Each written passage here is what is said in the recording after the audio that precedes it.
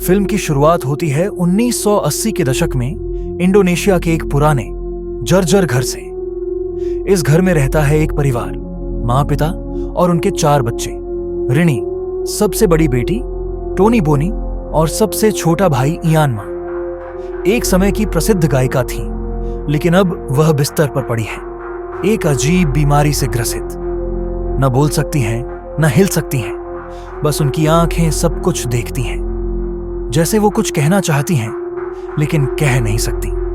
Camera धीरे धीरे माँ के चेहरे के पास आता है, जहां उसकी आंखें छत की ओर स्थिर हैं। माँ के हाथ में एक छोटी सी घंटी है, जिससे वो जरूरत के वक्त सबको बुलाती है।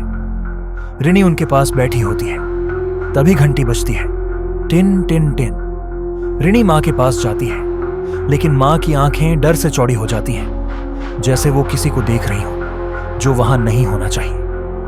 जब रिनी दरवाजे की ओर देखती है, वहां कोई नहीं होता, लेकिन परछाई जमीन पर दिखती है। रिनी आधी रात को उठती है, उसे लगता है किसी ने उसे देखा। वो बाहर जाती है और देखती है एक काली परछाई कॉरिडोर के दूसरे छोर पर खड़ी है। जैसे ही वह पास जाती है, लाइट्स झपकती हैं और परछाई गायब हो जाती है। दीवार पर अब भी परछाई की हल्की छाप बाकी होती है, जैसे कुछ था और अभी भी है। शांत, उदास म्यूजिक। माँ अब जीवित नहीं रही। परिवार माँ का अंतिम संस्कार करता है, लेकिन उसी रात घंटी फिर बजती है, टिन टिन टिन टिन टिन। रिनी, टोनी, बोनी सभी चौंक जाते हैं। रिनी माँ के कमरे में जाती है, वहां कोई नहीं होता, लेकिन माँ की घंटी खुद ब खुद फर्श पर गिरती है और हिलती रहती है। कैमरा नीचे जाता है, घंटी के पास एक पैर की परछाई दिखती है, लेकिन वहां कोई नहीं। इयान माँ की कब्र पर बैठा है। वह अचानक कहता है, माँ मुझसे बात कर रही थी, उन्होंने कहा कि वो घर लौट रही हैं। सब चौंक जाते हैं। इयान की आंखें काली हो जाती हैं और वो एक लाइन दोहराता है, मैं अकेला नहीं हूं। कैमरा झूम आउट करता है। कब्र के पीछे एक औरत की काली छाया दिखती है, जो धुंधली होकर गायब हो जाती है। धूल भरे कमरे में पुराना टेप रिकॉर्डर मिलता है। रिनी उसे चलाती है। टेप में माँ की आवाज होती है, मैंने सौदा किया है, मैं अकेली नहीं हूं, मेरी आत्मा उन्हें सौंप दी गई है। फिर अचानक रिवर्स आवाज में कुछ आता है, कामी पिलायन सेतान, हम शैतान के सेवक हैं। जैसे ही टेप बंद होता है, रिनी के पीछे से फुसफुसाहट आती है। रिनी को अजीब सी गंध आती है। वह कुएं के पास जाती है और झांकती है। वहां एक आदमी नीचे से ऊपर देख रहा होता है। उसकी आंखें सफेद, चेहरा गीला और गला काटा हुआ। रिनी चीखती है और भागती है। उसी रात सपना आता है। माँ कुएं में उतरती है और उस आदमी को बाहर खींचती है, जैसे वह उसका नौकर हो। रिनी को यकीन हो जाता है कि माँ की मौत ने कुछ खोल दिया है, कोई दरवाजा जो बंद नहीं होना चाहिए था। कुछ तो है इस घर में जो छिपा था और अब वापस आ गया है। माँ की रहस्यमयी मौत, घंटी का फिर से बजना, टेप रिकॉर्डर में शैतानी संदेश, कुएं में एक मरा हुआ आदमी, इयान का अजीब बर्ताव और उसकी माँ से बातें। अब कहानी और भी डरावनी होती जा रही है। पिता, बाहर से गंभीर दिखने वाले लेकिन अंदर परेशान, कहते हैं, मैं कुछ पैसे का इंतजाम करने शहर जा रहा हूं, 1-2 दिन में लौटूंगा। लेकिन जैसे ही वह निकलता है, उसी क्षण से घर में डरावनी घटनाएं और तेज हो जाती हैं। पिता जाते समय पीछे पलटकर अजीब नजरों से देखता है, जैसे उसे यकीन हो कि वो शायद वापस ना आ पाए। सब बच्चे सो रहे हैं। तभी दरवाजा खुद बजता है। रिनी उठती है। टोनी कहता है, शायद पापा लौट आए। लेकिन जब रिनी दरवाजा खोलती है, बाहर कोई नहीं होता। कैमरा स्लो ट्रैक करता है। दरवाजे के बाहर गीली मिट्टी पर किसी के पैरों के निशान हैं, अंदर की तरफ। रिनी मुड़ती है और पीछे कोई खड़ा है, माँ।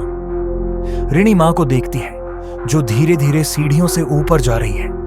उसके कपड़े गीले हैं, जैसे उसे कब्र से निकाला गया हो। उसकी चाल अजीब है, आंखें ऊपर की तरफ उल्टी।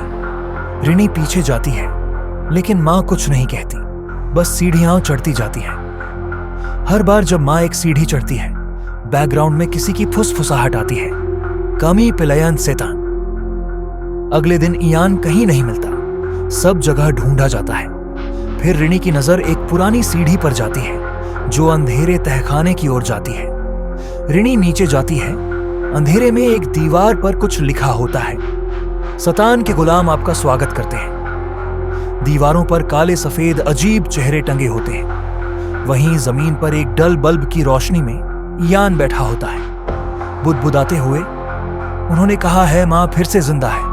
उन्होंने कहा है, मैं भी जा रहा हूं। इयान की आंखों में पुतलियां नहीं है, सिर्फ सफेद। रात में घर के बाहर कुछ आवाजें आती हैं। रिनी खिड़की से देखती है।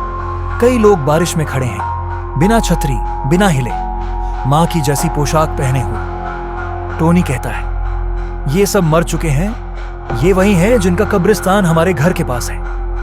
कैमरा स्लो पैन करता है। सभी मृत शरीर एक साथ रिनी की खिड़की की तरफ सिर घुमाते हैं। रिनी को मां की पुरानी डायरी मिलती है। उसमें लिखा होता है, मैंने सब कुछ खो दिया, आवाज, शोहरत, पैसा।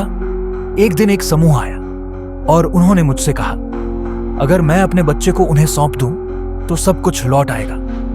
यह समूह था सेटन स्लेव्स कल्ट। वे मृत आत्माओं को अपने सेवक बनाते हैं। मां ने समझौता किया था अपने सबसे छोटे बेटे इयान को सौंपने का।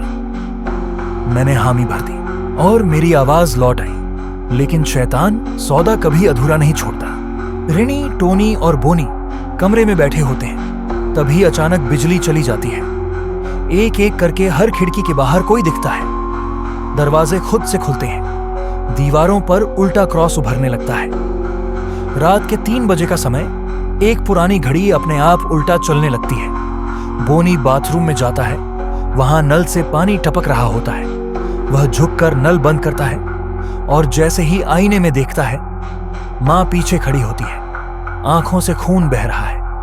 वह कहती है, इयान अब मेरा है। बोनी दरवाजा खोलकर भागता है, लेकिन मां बाथरूम में नहीं रहती। अब वो हॉल में है। कैमरा स्लो झूम करता है। आईने में अब भी मां का चेहरा दिख रहा है, जबकि वो अब सामने खड़ी है। इयान अचानक नीचे भागता है, तहखाने में। रिनी उसका पीछा करती है। नीचे घना अंधेरा, कैंडल्स जल रही हैं अपने आप। तहखाने के बीचों बीच एक शैतानी सर्कल बना है, खून से।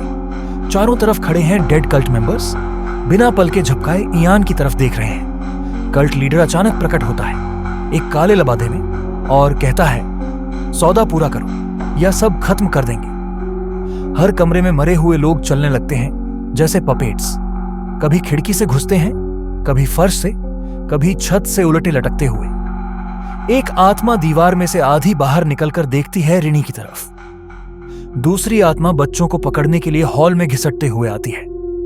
अचानक दरवाजा खटखटता है। पिता लौट आते हैं। वो घबराए हुए होते हैं, लेकिन कुछ छिपा रहे होते हैं। रिनी उन्हें सब बताती है। तभी पिता धीमे स्वर में कहते हैं, मैं जानता हूं तुम्हारी मां ने सौदा किया था, लेकिन वो सिर्फ एक बच्चा नहीं था जिसे चुना गया। वो तीनों बेटे सौदे का हिस्सा थे। इयान ही नहीं, टोनी और बोनी भी खतरे में है। मां पूर्ण आत्मा के रूप में प्रकट होती है। उसका चेहरा जल चुका है, आंखें गड्ढों में ढसी हैं और उसकी आवाज अब दोहरी, डिमोनिक एको में है। वह चीखती है, मेरे बेटे मुझे चाहिए, यह सौदा अधूरा नहीं रहेगा। कल्ट नेता उसे बुलाते हैं और मां की आत्मा ऊपर उठने लगती है। बच्चे उसकी ओर खींचते जाते हैं। घर का छत टूटने लगता है। एक काली शक्ति मां के चारों तरफ सर्प की तरह घूमती है। रिनी मां की पुरानी तस्वीर और गायकी की रिकॉर्डिंग चलाती है। वह कहती है, तुम मां हो, हमारी मां, वो नहीं जो शैतान ने बना दिया है। मां की आत्मा कांपती है और अचानक उस रिकॉर्डिंग को सुनते ही वो टूटने लगती है। कल्ट की आत्माएं चिल्लाने लगती हैं, नहीं, सौदा अधूरा नहीं रह सकता। लेकिन रिनी मां की घंटी उठाकर बजाती है।